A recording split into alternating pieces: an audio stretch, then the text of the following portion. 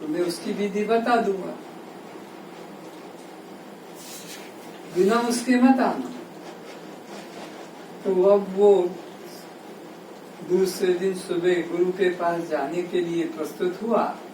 तो कहा कि गुरु ने तो कहा कि अकेले मत आना। तो जिस चित्त की शिकायत कर रहा है कि मेरा चित्त बहुत चंचल है, बहुत है, तो अब मैं क्या लेके जाऊं, क्या लेके जाऊं, चित्त तो दिखाई नहीं पड़ता। तो गुरु के पास जाकर प्रणाम करता है और कहता है, गुरुदेव, वो चित्त जिसकी आपको मैं बात कर रहा था, वो तो ढूंढने से देखने से भी मिलता नहीं। तब गुरु ने उससे कहा कि यह चित्त की कोई स्वतंत्र सत्ता नहीं है, अपने अखंड स्वभाव को नहीं जानने से ही यह मन बुद्धि चित्त अहंकार ये वृत्तियां प्रतीत होती है, लेकिन यह सब वृत्ति कल्पित है। मैं अब दृष्टा होकर साक्षी रहकर जीवन नाटक को देख रहा हूँ। तो अब मैं इस जीवन नृत्यशाला को, नाटक को मैं देख रहा हूँ साक्षी बनकर। अब इसका मैं आनंद ले रहा हूँ। अब मैं दुखी नहीं हूँ। अज्ञान काल में ये संसार जो दुख रूप लगता था, ज्ञान होने पर यह हमें अब शांत रूप प्रतीत हो रहा है, आनंद रूप प्रतीत हो रहा है। अज्ञान काल में संसार सत्य लग रहा था, परमात्मा झूठा लग रहा था, और अब ज्ञान काल में परमात्मा ही सर्वत्र है और संसार झूठा लग रहा है। अब साक्षी दृष्टा बोध हो जाने से ये स्वभाव से शांत हो जाती है। तो अब मेरे में दृष्टा भाव, साक्षी भाव जागृत हो गया है, और अब मेरे को ये चित्त और मन का जो दुख लग रहा था वो शांत हो गया है। यही है आत्मदृष्टि। संसार जो पहले दृश्य था और परमात्मा अदृश्य था, ज्ञान काल में जो संसार सत्य सा लग रहा था और परमात्मा एक कल्पना लग रही थी अज्ञान काल में, और अब संसार नहीं, परमात्मा ही एकमात्र सर्वत्र है।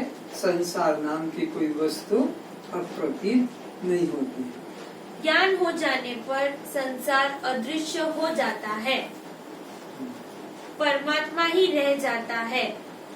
फिर न दृश्य है न दृष्टा। दो हो तो एक दृष्टा दूसरा दृश्य बन सकेगा। तो यहाँ दृश्य और दृष्टा का जो भ्रम पहले था वो भी मेरा खत्म हो गया, क्योंकि वेद तो कहता एक ब्रह्म के अलावा दूसरा। तो फिर दृष्टा बनने के लिए तो दृश्य का होना जरूरी है, और अगर दृश्य को मान लेते हैं तो वेद का सिद्धांत कट जाता है। वेद तो कहता एक नेवा अद्वितीयम ब्रह्म नेह नानास्ति किंचन, किंचित भी एक पत्र एक तृण भी भिन्न नहीं। तो अगर मैं दृष्टा अपने को बनाता हूँ तो फिर उसके लिए दूसरे का दृश्य का होना भी जरूरी है। अगर दृश्य ही नहीं है तो ये दृष्टा भी नहीं। तो दृश्य झूठा है तो ये दृष्टा का अहंकार भी झूठा है। केवल एक चैतन्य सत्ता ही सत्य है। जहाँ सब एक हो गया है वहाँ अब कौन दृष्टा किसे देखे। आत्मज्ञान होने से अज्ञानी के जीवन शैली जैसी होती है, ज्ञान होने पर दृष्टि बदल जाती है। तो अज्ञानी का जो जीवन होता है, ज्ञानी का जीवन दिखाई पड़ने पर भी वैसा ही लगता है, और हम कहते हैं ये तो अज्ञानी ऐसे, ये इसमें क्या फर्क पड़ा ज्ञान होने का। लेकिन दृष्टि बदल जाती है। अज्ञानी की दृष्टि में जगत सत्य लगता है तो ज्ञानी की दृष्टि में जगत सत्य नहीं रहता है। तो दृष्टि बदल जाती है, लेकिन संसार, परिवार, व्यवहार सब वैसा ही चलता है। वह मन, बुद्धि, चित्त, अहंकार, ज्ञानेन्द्रिय, कर्मेंद्रिय व शरीर की क्रिया, भोग व अवस्था को अपनी नहीं जानता है। उसका निश्चय होता है कि इंद्रिया अपने अपने स्वभाव में, गुण गुण में बरत रहे हैं। तो पहले उन इंद्रियों के कर्म को मैं अपना कर्म मानता था। आंख देखती है पर मैं देख रहा हूँ, कान सुनता है पर अहंकार होता था मैंने सुना, हाथ काम कर रहे हैं लेकिन मैंने ये काम किया, पैर चलते थे लेकिन मैं चल के आया, ऐसा पर धर्म को स्वधर्म मैंने मान रखा था। लेकिन अब मैंने जान लिया कि ये इंद्रियां अपने अपने धर्म में बरत रही है। आंख अपना काम कर रही है जो उसको दिया, वो कान के काम में दखल नहीं करती है। कान अपना काम करता है, वो आंख के काम में दखल नहीं करता है। नाक अपना काम करती है, वाणी अपना। तो ये सब इंद्रियां अपने अपने धर्म में गुणा गुणेषु वर्तन्ते, अपने अपने गुण धर्म में बरत रही है। और अब मैं केवल साक्षी बनकर, दृष्टा बनकर इनकी क्रिया को, खेल को देखता रहता हूँ। मैं तटस्थ किनारे खड़ा दूर से देखता रहता हूँ। फिर से तटस्थ, मैं तटस्थ किनारे खड़ा दूर से देखता रहता हूँ। जैसे नदी के किनारे हम खड़े होकर और देखते हैं कि उसमें नावें चल रही है, कोई नहा रहा है, कोई कपड़े धो रहा है, कोई सर पे साबुन लगा रहा है, कोई तैर रहा है, कोई मुर्दा बह रहा है। तट पे किनारे पर बैठे हम उन क्रियाओं में जुड़ते नहीं है।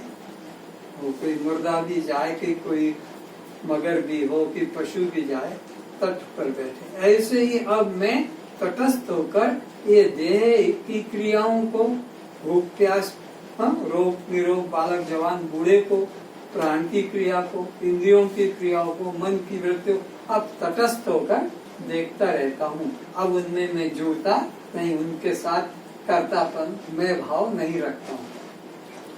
आत्म तत्व को जानने वाला सांख्य योगी तो देखता हुआ, सुनता हुआ, छूता हुआ, सूंघता हुआ, खाता हुआ, बोलता हुआ, श्वास चलता हुआ, आंख बंद व खोलता हुआ, सोता हुआ, जागता हुआ, संभोग करता हुआ, मल मूत्र त्याग करता हुआ, संपूर्ण 14 त्रिपुटियों का अपने विषयों में बरतता रहता है।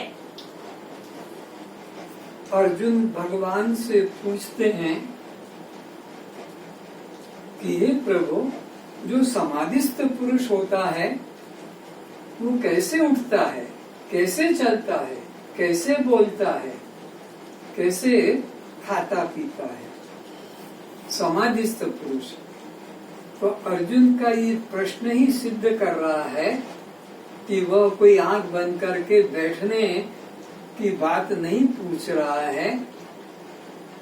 तो भगवान उसे कहते हैं कि अज्ञान काल में जैसे स्थूल शरीर की क्रियाएं होती है, सूक्ष्म शरीर की क्रियाएं होती है, अंतःकरण की जो वृत्तियां हैं, उस व्यक्ति का सब काम वैसा ही होता रहता है जैसे अज्ञान काल में वो खाता भी है, पीता भी है, उठता भी है, अज्ञानी की तरह चलता भी है, बच्चे भी पैदा करता है, मकान भी बनाता है, व्यापार भी अपना करता है, सब काम होता है। 5 ज्ञानेंद्रियों के भी काम उसके रुकते नहीं, 5 कर्मेंद्रियों के भी काम रुकते नहीं, और उसके अंतःकरण की वृत्तियां भी अपना काम करती है। लेकिन एक विशेषता क्या हो बढ़ गई उसमें कि अज्ञान काल में उन क्रियाओं को अपनी क्रिया मानकर और दुखी होता था, और अब क्या जाना कि ये इंद्रियों के अपने अपने व्यवहार में बरत रही है। मैं कुछ भी करता उसके मन में ये निश्चय हो गया मैं कुछ भी करता नहीं। इंद्रियां अपने अपने व्यवहार में करत रही है, ऐसा अंतर हो जाता है। मैं स्वयं कुछ नहीं करता हूँ, ऐसा अपना असंग, निष्क्रिय, अकर्ता, साक्षी आत्म स्वरूप को जानता रहता है। तो जिस ज्ञानी के मन में ये भाव आ गया कि मैं कर्मों का करता नहीं हूँ,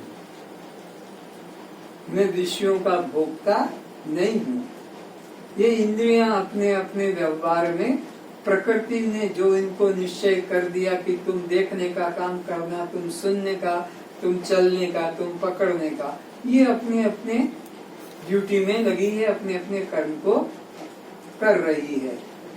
लेकिन अज्ञानता के कारण इनके कर्मों को अपना मान लिया था।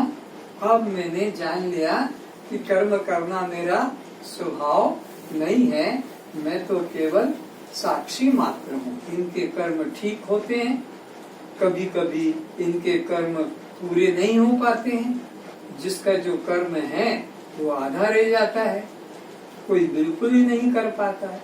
लेकिन मैं उनके पटुता, मंदता, अंधता, तीन ये त्रिपुटियों का जो स्वभाव है, ठीक काम होना पटुता, कम काम करना मंदता, और बिल्कुल काम नहीं करना अंधता।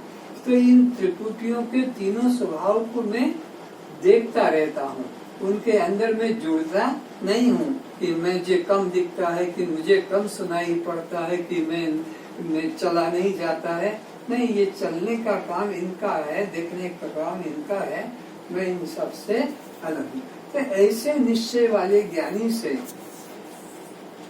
सारे संसार की हत्या हो जाए तो भी वो किंचित पाप को प्राप्त, जबकि वो एक मक्खी, एक चींटी, एक कीटाणु को भी मारता नहीं है, मारने का उसका स्वभाव ही नहीं है।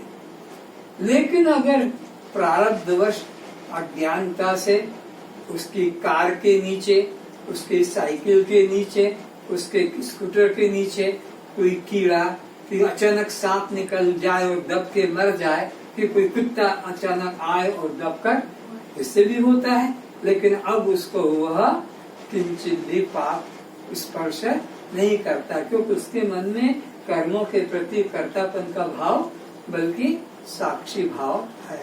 तो ज्ञानी साक्षी भाव में जीवित रहता है, अज्ञानी कुछ न करके भी वो कर्ता भाव उसका टूटता नहीं। कुछ न करके भी अज्ञानी कर्ता ही बना रहता है, और ज्ञानी सब कुछ करते हुए भी अकर्ता ही बना रहता है।